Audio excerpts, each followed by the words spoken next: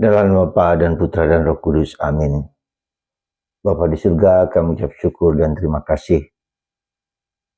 Kami boleh mengalami kebaikan cinta-Mu yang tanpa batas kepada kami.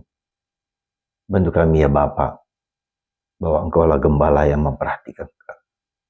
Gembala yang peduli dengan kami. Gembala yang membimbing menuntun kami kepada jalan yang benar, kepada jalan yang hidup, yang penuh sukacita.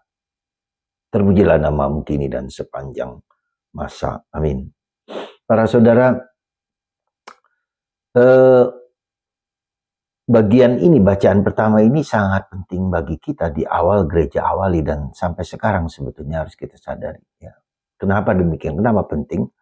Karena orang Yahudi itu begitu banyak aturan-aturan. Makanan nggak boleh ini, daging babi nggak boleh, daging tertentu yang nggak boleh, ya, lele nggak boleh, belut nggak boleh, dan seterusnya. Ya. Dan kemudian diikuti oleh saudara kita dari agama sebelah. Ya. Nah, karena begitu banyak aturan, maka padahal karya keselamatan Yesus bukan hanya untuk orang Yahudi, tapi juga untuk tradisi-tradisi Yunani, dan bahkan tradisi kita, orang Batak, orang Jawa, orang Flores, orang mana-mana, yang boleh memakan daging babi. Ya. Jadi ini membuka cakrawala, membuka perspektif, membuka celah, bahwa segala yang boleh dimakan asal kita bisa mengontrol diri, asal kita bisa menyesuaikan diri dan tidak rakus, begitu kan. Segala-galanya boleh, tentu saja tidak berarti begitu. Kita tahu bahwa ada barang-barang tertentu yang tidak boleh.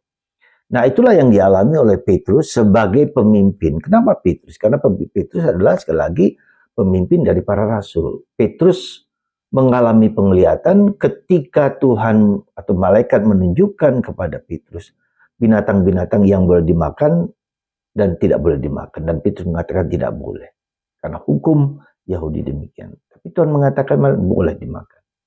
Segala yang halal, segala yang tidak ada haram, ya, semua halal. Sekali lagi, pernyataan penglihatan Petrus ini penting juga.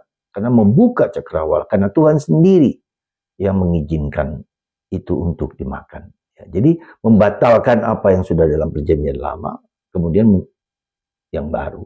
Ya. Bahwa kemudian orang mau vegetarian, boleh, bagus-bagus saja dan sehat dan bagus.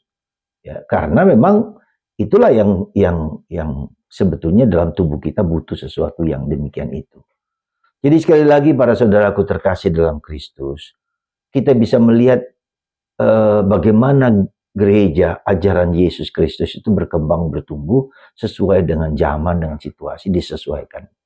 Misalnya sekarang pertumbuhan dengan HP, ya, ada banyak bagus HP itu, ya. Tapi kemudian kita bisa melihat bagaimana kita bisa membatasi diri bahwa HP itu tidak boleh menghancurkan manusia, dan anak-anak kita sekarang sudah adiktif, sudah tergantung dengan HP. Ya. Dan ada banyak di dalamnya situs-situs yang baik, tapi juga ada banyak situs-situs yang buruk. Jadi disinilah pentingnya kita mengatur diri, pentingnya kita melihat bahwa apa yang baik dan apa yang tidak. Manusia diberi kebebasan untuk melakukan yang baik dan melakukan yang tidak baik.